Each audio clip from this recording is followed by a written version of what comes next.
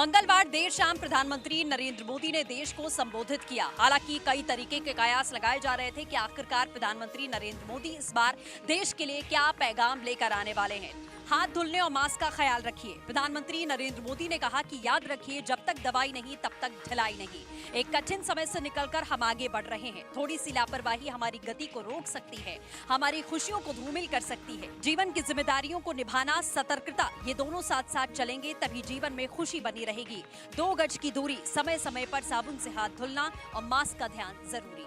Corona काल में भी प्रधानमंत्री नरेंद्र मोदी कई बार इससे पहले अपने देश की जनता के साथ रूबरू हो चुके हैं, उनसे बातचीत कर चुके हैं, उन्हें सतर्क कर चुके हैं। और आज का भी प्रधानमंत्री का मुद्दा यही था। त्योहार आने वाले हैं, हम सभी कहीं ये ना भूल जाएं कि कोरोना हमारे बीच में अभी भी है और ये महामारी जानलेवा साबित हो रही है। वैक्सीन जरूर बन रही है, कोशिशें लगातार जारी हैं, लेकिन सफलता अभी हाथ नहीं लगी है। इसीलिए कोरोना को लेकर आपको सतर्क और सजग रहने की जरूरत है। यूपी मेडिकल कॉर्पोरेशन ने 1.5 लाख से ज्यादा मरीजों की जान आफत में डाल दी है। दरअसल स्वास्थ्य विभाग की लापरवाही से 1.5 लाख से ज्यादा दिल के मरीजों को गलत इंजेक्शन पूरे उत्तर प्रदेश में लगते रहे। यूपी मेडिकल कॉर्पोरेशन ने बिना जांच कराए जुलाई माह में डोप्टामिन 50 mg इंजेक्शन खरीद लिए। हैरानी की बात यह है कि सप्लाई के बाद इंजेक्शन का क्वालिटी टेस्ट कराया गया, जो कि पहले होना था, जिसमें इंजेक्शन का सैंपल फेल पाया गया। इसकी जानकारी होते ही स्वास्थ्य महकमे में हड़कंप मच गया। दरअसल यह इंजेक्शन उत्तर प्रदेश के सभी सरकारी अस्पतालों में सप्लाई हो गया था और मरीजों के लगने भी लगा था। स्वास्थ्य विभाग के अफसरों ने डोप्टामिन इंजेक्शन की सप्लाई रोकने के तत्काल निर्देश दिए। प्रबंधक गुणवत्ता नियंत्रण ने प्रदेश के सभी सीएमओ और सीएमएस को पत्र लिखकर इस इंजेक्शन को लगाने से रोकने के निर्देश दिए। इस घटिया इंजेक्शन की सप्लाई तत्कालीन प्रबंध निदेशक उत्तर प्रदेश चिकित्सा आपूर्ति निगम श्रुति सिंह के कार्यकाल में हुई थी। मरीजों की जान खतरे में डालने वाली इस इंजेक्शन की सप्लाई करने वाली देहरादून की हिमालय मेडिटेक कंपनी को ब्लैक लिस्टेड कर दिया गया। लापरवाही का आलम यह रहा कि सप्लाई के बाद यह घटिया इंजेक्शन 1.5 लाख से ज्यादा मरीजों के लगा भी दिए गए। गलत इंजेक्शन सप्लाई करने वाली कंपनी के खिलाफ सिर्फ ब्लैक लिस्टेड की खानापूर्ति की गई। वहीं दूसरी तरफ जो जिम्मेदार अफसर हैं उन पर कोई कार्रवाई नहीं की गई है। राजधानी लखनऊ में कोविड-19 के इलाज के मामले में आधा दर्जन अस्पतालों को स्वास्थ्य विभाग ने नोटिस भेजा है। नोटिस में उनसे स्पष्टीकरण मांगा गया है कि आखिर जो कोविड के मरीज थे उनसे ज़्यादा पैसा क्यों वसूला गया और उनको बेहतर स्वास्थ्य सुविधाएं क्यों नहीं दी गईं। लखनऊ में आधा दर्जन से अधिक बड़े अस्पतालों ने कोविड मरीजों के जांच में मनमानी तरीके से पैसे वसूले हैं। इसको लेकर स्वास्थ्य विभाग हरकत में आया है और नोटिस जारी कर इन अस्पतालों से स्पष्टीकरण मांगा गया है कि मरीजों से ज्यादा पैसा क्यों वसूला गया, जबकि प्रदेश सरकार और स्वास्थ्य विभाग लगातार इनको गाइडलाइन जारी कर रहा था और कह रहा था कि ज्यादा पैसा न लिया जाए। हालांकि इलाज से लेकर के बेडों तक के रेट सरकार ने निर्धारित किए थे, लेकिन अस्पतालों ने मनमानी किया और मरीजों से ज्यादा पैसे वसूले। राजधानी लखनऊ के जो प्रमुख अस्पताल हैं जिनको नोटिस दिया गया है, इनमें Chandan hospital, Mayo hospital, Hind hospital, Medanta hospital और निशात हॉस्पिटल शामिल हैं और अपोलो हॉस्पिटल का भी नाम इस सूची में है, जिनसे स्वास्थ्य विभाग ने स्पष्टीकरण मांगा है। लखनऊ में स्वास्थ्य विभाग के तय मानक से ज्यादा पैसा आधा दर्जन अस्पतालों ने वसूला है। इसके लिए स्पष्टीकरण तो मांग लिया गया है, लेकिन अब देखने वाली बात ये होती है कि इन अस्पतालों पर स्वास्थ्य विभाग कोई कार्रवाई कर पाता है कि नहीं। पूर्वांचल के माफिया डॉन मुख्तार अंसारी को यूपी में डर लगता है।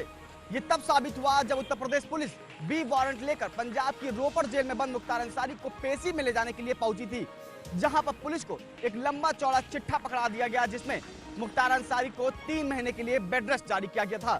फर्जी दस्तावेजों के आधार पर शस्त्र लाइसेंस लेने के आरोप में प्रयागराज की एमपी एमएलए न्यायालय में बाहुबली विधायक मुख्तार अंसारी की पेशी अब अगले 3 महीने तक नहीं हो पाएगी।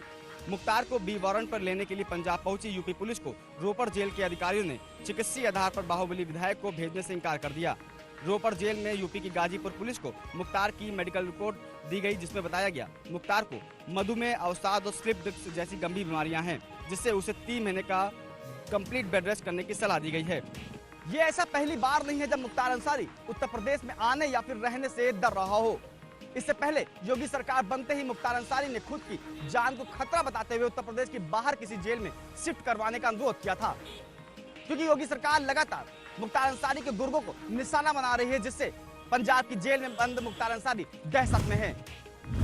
बिहार विधानसभा चुनाव को लेकर बीजेपी के फायर ब्रांड नेता और उत्तर प्रदेश के मुख्यमंत्री योगी आदित्यनाथ ने आज अपनी चुनावी सभा की शुरुआत कैमूर से की। इस दौरान वहां उनके मौजूद समर्थकों ने जय श्री राम के नारे के साथ मुख्यमंत्री योगी आदित्यनाथ का स्वागत किया। वहीं मुख्यमंत्री योगी आदित्यनाथ ने चुनावी सभा को संबोधित करते हुए कहा कि हम विकास की बात करते हैं और वो जाति की। इस दौरान मुख्यमंत्री योगी आदित्यनाथ का इशारा विपक्ष की ओर रहा। आपको बता दें, सीएम योगी चुनाव के दौरान स्टार प्रचारक के रूप में आज कैमूर पहुंचे, जहां सीएम योगी ने कहा, अयोध्या से भगवान राम का संदेश लेकर मैं नवरात्रि में आया हूं। हमने जो कहा वो किया, राम मंदिर बनाने का कार्य शुरू किया। वहीं इस दौरान मुख्यमंत्री योगी आदित्यनाथ ने कहा कि बिहार का यूपी से बहुत पुराना व गहरा नाता है। लॉकडाउन के दौरान जहां एक तरफ प्रवासी मजदूरों की सेवा में पूरे शासन को लगाया गया, उनकी सुविधाओं का ख्याल रखा और बिहार की सीमा तक भिजवाया। सीएम योगी ने कहा कि हमने कोरोना में गरीबों को मुफ्त राशन दिया। इसके अलावा हमने बिहार की जनता से जो वादा किया था कि भगवान राम का मंदिर बनाएंगे, उसको भी पूरा किया। और अब कोई ये नहीं कह सकता कि भारतीय जनता पार्टी ने जो वादे किए थे उसको पूरे नहीं किए। बिहार विधानसभा चुनाव के रण में मुख्यमंत्री योगी आदित्यनाथ उतर चुके हैं। इस दौरान मुख्यमंत्री योगी आदित्यनाथ ने वहां पर मौजूद लोगों को अपनी पार्टी की योजनाओं के बारे में बताया। पहले चरण में मुख्यमंत्री योगी आदित्यनाथ 6 दिन में 18 रैलियां करेंगे। अब आने वाला वक्त ही बताएगा कि जनता ने किसको अपने प्रतिनिधि के रूप में स्वीकार किया है। लखनऊ से वीडियो जर्नलिस्ट अमीश मिश्रा के साथ संदीप खेर, R9 टीवी, उत्तर प्रदेश। पीलीभीत से बीजेपी सांसद वरुण गांधी आजकल चर्चा में है। वरुण गांधी का एक और ऑडियो वायरल हुआ है, जिसमें वो फोन पर काफी भड़के हुए दिखाई दे रहे हैं। वरुण गांधी इस कदर भड़के हुए दिखाई दे रहे हैं कि अपनी मर्यादा तक भूल गए। इससे पहले भी वरुण गांधी का एक और ऑडियो वायरल हुआ था, जिसमें वो एक शख्स को डांटते हुए सुनाई दे रहे थे। देर रात फोन करने पर वरुण गांधी भड़क जाते हैं और कहते हैं, मैं तुम्हारे बाप का नौकर नहीं हूँ। वहीं जब सांसद वरुण गांधी को मैसेज पर भाई लिख दिया तो सांसद जी आग बबूला हो गए और कह दिया कि कुत्ते के पिल्ले, मैं तेरा भाई नहीं हूँ। ये कोई पहला मामला नहीं है कि जब सांसद जी भड़के हों। इससे पहले भी वो एक शख्स पर काफी भड़के हुए दिखाई दिए थे। तो क्या ये माना जाए कि वरुण गांधी को सिर्फ सत्ता का सुख भोगने के लिए चुना गया है?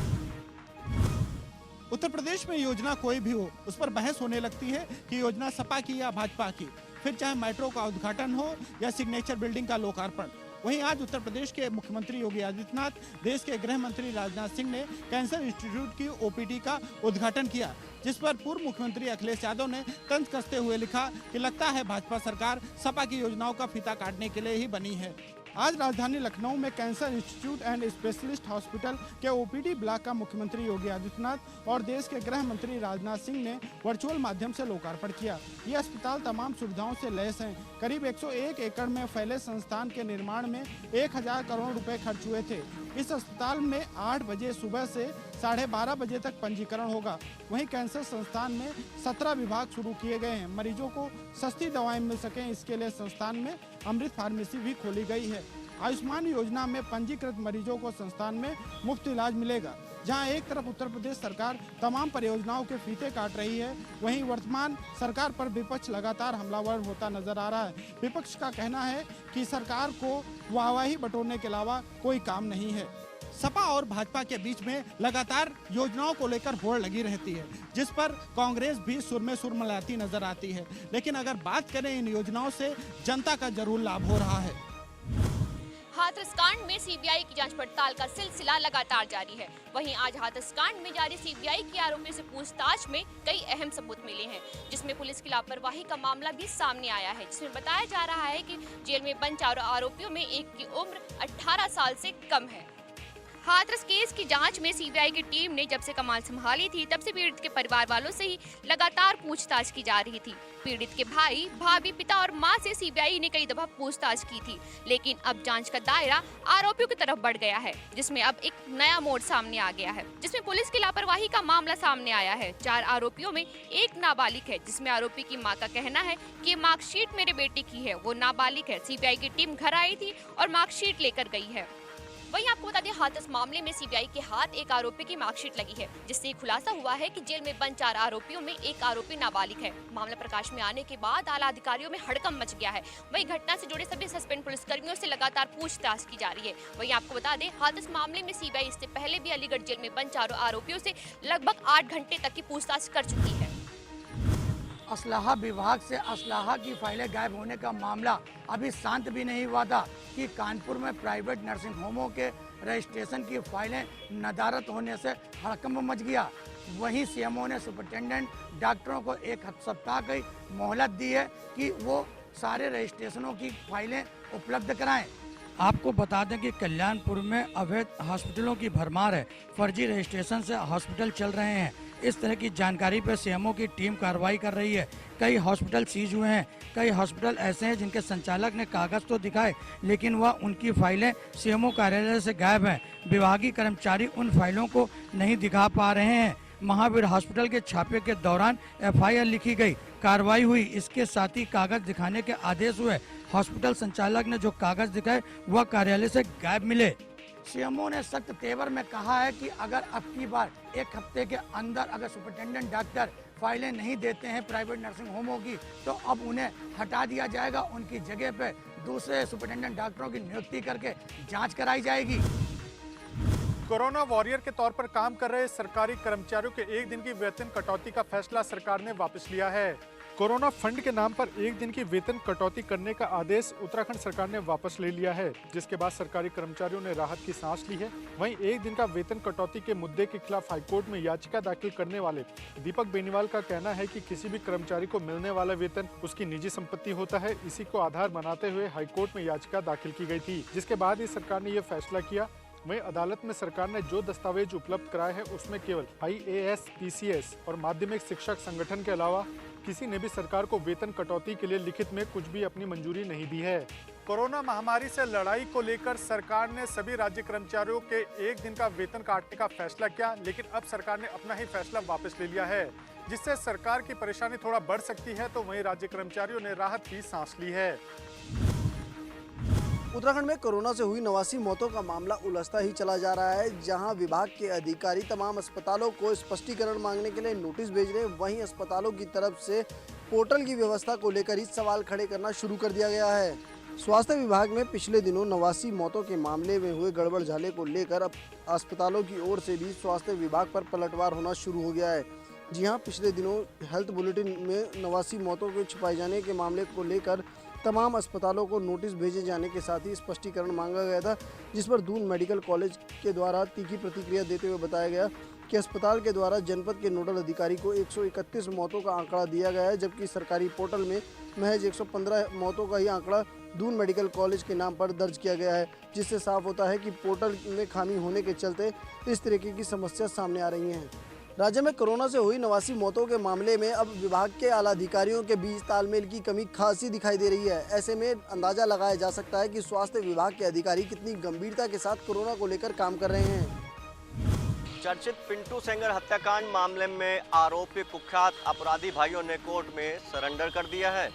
शहर के चर्चित पिंटू सेंगर हत्याकांड में आरोपी भाइयों साउद अख्तर व महफूज अख्तर ने सीएमएम कोर्ट में सरेंडर कर दिया। चकेरी थाना क्षेत्र में हुए इस चर्चित हत्याकांड में पुलिस ने पहले जांच में इन दोनों के आरोपियों के नाम को हटाकर इन्हें क्लीन चिट दे दी थी, पर एडीजी के कड़े तेवरों के बाद फिर से केस में इन दोनों का नाम बढ़ाया गया। दोबारा नाम बढ़ाए जाने के बाद लगातार पुलिस इनकी गिरफ्तारी के लिए प्रयास कर रही थी, पर दोनों ने पुलिस को चकमा देते हुए कोर्ट में सरेंडर कर दिया। और यहां मीडिया से बातचीत में दोनों ने खुद को निर्दोष बताते हुए राजनीतिक षड्यंत्र के तहत फंसाए जाने का आरोप लगाया है। फिलहाल कोर्ट ने दोनों आरोपियों को न्यायिक हिरासत में लेकर जेल भेज दिया है, पर कोर्ट में सरेंडर करने से एक बार फिर कानपुर पुलिस कितनी सक्रिय है और हाईटेक है ये सिद्ध हो गया है।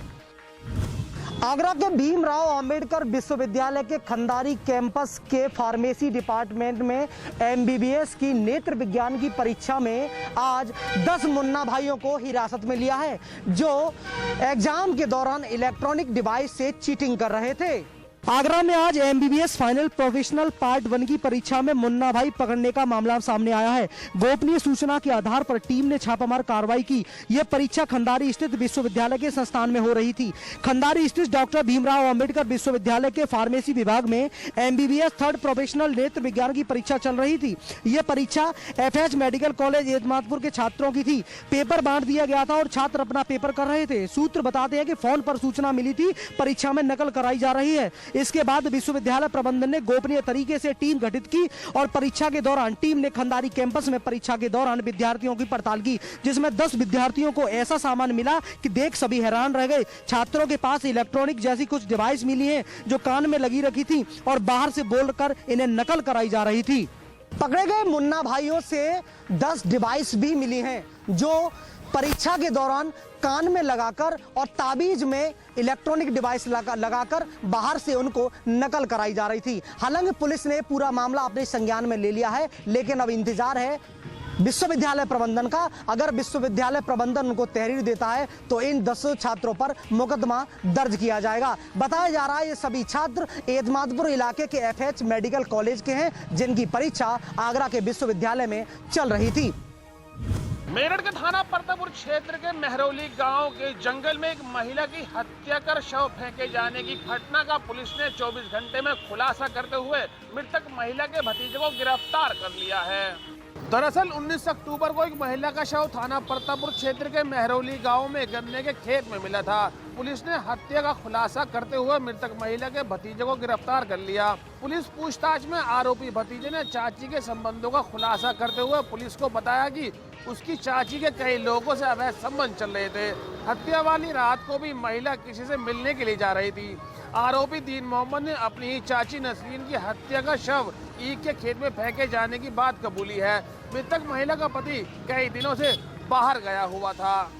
घटना की रात महिला का आरोपी भतीजे से झगड़ा हुआ। झगड़े के दौरान आरोपी ने अपनी चाची का सिर दीवार में दे मारा, जिससे उसमें गंभीर चोट आई और मौत हो गई। मृतका के शव को आरोपी ने अपने कंधे पर उठाकर रजवाहे के पास गन्ने के खेत में डाल आया और मृतका के पति और परिजनों को महिला के बारे में गुम होने की सूचना दी। हाथरस की गैंगरेप पीड़ित बिटिया का लंबे समय इलाज करने वाले मेडिकल कॉलेज के डॉक्टर और CMO को अलीगढ़ मुस्लिम यूनिवर्सिटी के वाइस चांसलर ने निलंबित कर दिया है। निलंबन के बाद डॉक्टरों में आक्रोश देखने को मिल रहा है। आपको बता दें, हाथरस के चंदवा थाना क्षेत्र में एक बिटिया के साथ गैंगरेप की वारदात को अंजाम दिया गया था और गंभीर हालत में उसे मेडिकल कॉलेज लाया गया था, जहां लंबे समय डॉक्टरों ने इलाज किया और दिल्ली के एक हॉस्पिटल में बिटिया ने दम तोड़ दिया था। इलाज करने वाले CMO और एक डॉक्टर को अलीगढ़ मुस्लिम यूनिवर्सिटी के वाइस चांसलर तारिक मंसूर ने निलंबित कर दिया है। कल CBI ने मेडिकल कॉलेज में आकर लगभग 8 घंटे इलाज करने वाले डॉक्टरों से पूछताछ की थी। सूत्रों की माने तो निलंबन की वजह मेडिकल रिपोर्ट वायरल करना बताया जा रहा है। वहीं निलंबन के बाद मेडिकल कॉलेज के डॉक्टरों में भारी आक्रोश है। अब देखने वाली बात यह है कि अगर डॉक्टर हड़ताल पर चले गए तो मेडिकल की स्वास्थ्य सेवाएं पूरी तरीके से चरमरा सकती हैं। अलीगढ़ से कैमरामैन बबलू के साथ Pramod Kumar, R9 TV, Uttar Pradesh. UP में तो मानो जैसे वारदातें थमने का नाम ही नहीं ले रही हैं। थाना छत्रिक इलाके के खेत में मिले एक नाबालिग लड़की के शव का मामला अभी शांत ही नहीं हो पाया था कि एक और नाबालिग लड़की की लाश मिलने से क्षेत्र में सनसनी फैल गई है। मामला बाराबंकी जनपद के थाना बड्डूपुर इलाके का है, जहां एक नाबालिग लड़की स्कॉलरशिप का आवेदन करने एक जनसेवा केंद्र पर गई थी और लौटकर ही नहीं आई। देर होने के बाद परिजनों ने लड़की की खोजबीन शुरू की, लेकिन उसके न मिलने के बाद थाने में 2 लोगों के खिलाफ तहरीर देकर मुकदमा दर्ज किए जाने की अपील की है। लड़की के परिजनों ने फोन पर हुई बातचीत की जो रिकॉर्डिंग पुलिस को दी, उसमें नीरज यादव नामक व्यक्ति ने लड़की से साफ साफ कहा है कि जहां मैंने 6 मर्डर किए हैं वहां 7वां भी हो जाएगा, जिसकी सारी जिम्मेदारी लड़की की ही होगी। इस मामले में बाराबंकी जिले के पुलिस अधिकारी ने बताया कि लड़की का शव इलाके की ही नहर में मिला है। परिजनों की तहरीर पर मुकदमा दर्ज कर लिया गया है। पोस्टमार्टम रिपोर्ट आने के बाद मामले की पूरी जानकारी होगी और इसके बाद दोषियों को कड़ी से कड़ी सजा भी मिलेगी। मथुरा में छाना क्षेत्र के गांव गुहारी में 23 साल पहले हुए 13 हत्याकांड में कोर्ट ने मंगलवार को फैसला सुना दिया है। कोर्ट ने मामले में 6 आरोपियों को आजीवन कारावास की सजा सुनाई है। 23 साल पहले 5 मई 1997 को गुहारी गांव की इस घटना ने पूरे जिले को हिलाकर रख दिया था। घटना में तत्कालीन प्रधान सुखीचंद, बलिकराम और खचेरा की मौत हो गई थी। मृतक सुखीचंद योगी सरकार में मौजूद मंत्री लक्ष्मी नारायण के रिश्तेदार थे। घटना जमीनी विवाद को लेकर हुई थी। इनमें दोनों ओर से फायरिंग और पथराव हुआ था। लंबी सुनवाई के बाद ADG आज की अदालत संजय कुमार यादव ने आरोपियों को सजा सुना दी है। बता दें कि 23 साल चले इस केस में 11 नामजद आरोपियों के खिलाफ मुकदमा दर्ज किया गया था, जिनमें से एक आरोपी को जिनेवाइल कोर्ट ने बरी कर दिया था। वहीं 3 आरोपियों की सुनवाई के दौरान मौत हो गई थी। साथ ही मामले में एक आरोपी अभी भी फरार चल रहा है। बरेली के किला थाना क्षेत्र में उस समय हड़कंप मच गया जब एक युवती ने वीडियो वायरल कर अपने को बालिग बताया और अपने पति के साथ उसके परिवार की सुरक्षा की मांग की। बरेली के किला थाना क्षेत्र में उस समय हड़कंप मच गया जब किला थाना क्षेत्र में एक युवती का वीडियो वायरल हुआ। वायरल वीडियो में युवती ने खुद को बालिग बताया और अपने प्रेमी के परिवार वालों की सुरक्षा की गुहार लगाई। युवती ने अपने वायरल वीडियो में अपने प्रेमी के परिवार वालों की सुरक्षा की मांग की। वीडियो वायरल होते ही हिंदू संगठन भी सक्रिय हो गया और मामले को लफ्ज़ से जोड़ते हुए किला थाने का घेराव किया। वहीं पुलिस के आला अधिकारियों ने मामले पर कार्रवाई की बात कही, लेकिन विश्व हिंदू परिषद के कार्यकर्ता युवती की बरामदगी की बात पर डटे रहे। मामले को बिगड़ता देख पुलिस ने भीड़ को नियंत्रित करने के लिए हल्का लाठीचार्ज किया और प्रदर्शनकारियों को थाने से बाहर निकाल दिया। युवती का वीडियो वायरल होते ही हिंदू संगठन के नेताओं में हड़कंप मच गया और वह किला थाने जा पहुंचे। इसके बाद हिंदू संगठन के नेताओं ने जमकर थाने में नारेबाजी की और कुर्सियां तोड़े। इसके बाद पुलिस ने मामला बिगड़ देख लाठीचार्ज किया। वहीं पुलिस के आला अधिकारियों ने प्रदर्शन को रोकने के लिए प्रदर्शनकारियों से बातचीत की और जल्द युवती के बरामद होने की बात कही। कैमरा पर्सन पवन कश्यप के साथ मैं भीम मनोहर, R9 TV, बरेली। यूपी लोक सेवा आयोग के बाहर पहुंचे प्रतियोगी छात्रों ने सरकार को चेतावनी दी है कि आने वाले दिनों में उनकी मांगें नहीं सुनने जाती है तो पूरे प्रदेश में प्रतियोगी छात्र आंदोलन करेंगे और इस उग्र आंदोलन की जिम्मेदारी शासन प्रशासन की होगी। 12 सूत्रीय मांगों को लेकर प्रतियोगी छात्रों ने यूपी लोक सेवा आयोग के बाहर विरोध प्रदर्शन किया। पीसीएस की मेंस परीक्षा में 18 गुना अभ्यर्थियों को बुलाए जाने समेत कई मांगों को लेकर प्रदर्शनकारियों ने आयोग के खिलाफ नारेबाजी की। प्रतियोगी छात्रों का कहना है कि पीसीएस परीक्षा में स्केलिंग पर आयोग लिखित रूप से जानकारी दे। इसके साथ ही महिला आरक्षण व विषयों को कम करने की वजह से यूपी लोक सेवा आयोग की परीक्षाओं में हिंदी भाषी छात्रों के लिए लगातार अवसर कम किए जा रहे हैं। यूपी लोक सेवा आयोग के बाहर सड़क पर बैठकर धरना प्रदर्शन कर रहे छात्रों का आरोप है कि आयोग ने संशोधन के नाम पर कई तरह की गड़बड़ियां की है। उत्तर प्रदेश लोक सेवा आयोग में लागू नई नीतियों के विरोध में प्रतियोगी छात्रों ने आज जमकर विरोध प्रदर्शन किया। बड़ी संख्या में प्रतियोगी छात्र आयोग के बाहर पहुंचे और सड़क पर बैठकर धरना प्रदर्शन करने लगे। इस दौरान प्रतियोगी छात्रों ने शासन प्रशासन के साथ ही यूपी लोक सेवा आयोग के अध्यक्ष के खिलाफ जमकर नारेबाजी की। यूपी में उपचुनाव को लेकर तैयारियां जोरों पर है। ऐसे में केंद्रीय मंत्री स्मृति ईरानी ने रायबरेली और अपने संसदीय क्षेत्र अमेठी का दौरा किया, जहां रायबरेली में उन्होंने विभागीय अधिकारियों के साथ समीक्षा बैठक की। वहीं अमेठी में उन्होंने कई विकास कार्यों का लोकार्पण किया। स्मृति ईरानी आज सुबह 7 बजे दिल्ली से एयरपोर्ट से लखनऊ के लिए रवाना हुई और लखनऊ से सड़क मार्ग से रायबरेली के सलोन तहसील पहुंची, जहां सलोन में उप जिलाधिकारी कार्यालय में सुबह 10 से 11 बजे तक विधानसभा क्षेत्र में होने वाले विकास कार्यों को लेकर विभागीय अधिकारियों के साथ समीक्षा बैठक की। इस दौरान उन्होंने कहा कि जनता ने इसी परिवर्तन के लिए बीजेपी को वोट दिया था और मुझे इस बात का संतोष है कि जनता की उम्मीदों पर हम काम के बल पर खरे उतरे हैं। जहां केंद्रीय मंत्री स्मृति ईरानी ने अपने दौरे पर विकास कार्यों का जायजा लिया और 5 ग्राम प्रधानों से बातचीत कर जमीनी हकीकत जानने की कोशिश की, वहीं दूसरी तरफ उन्होंने सलोन तहसील सभागार में विपक्षी पार्टियों पर जमकर निशाना साधा। सीतापुर में अपराधी किस तरीके से बेलगाम है, इसकी वानगी बीती रात को उस समय देखने को मिली जब असलाधारी बदमाश लूट के इरादे से एक घर में घुस गए, जहां पर दंपति के विरोध करने पर बदमाशों ने गोली मार दी।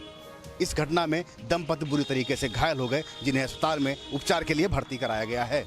मानपुर थाना क्षेत्र के परसेहरा गांव का है, जहां पर लगभग आधा दर्जन बदमाश असलहों से लैस होकर असलम के घर में जा घुसे। घर में रखे कीमती सामान और जेवरात को लूटने के बाद जैसे ही बदमाश घर से निकलने लगे कि इस दौरान असलम के पुत्र और उसकी बहू की आंख खुल गई।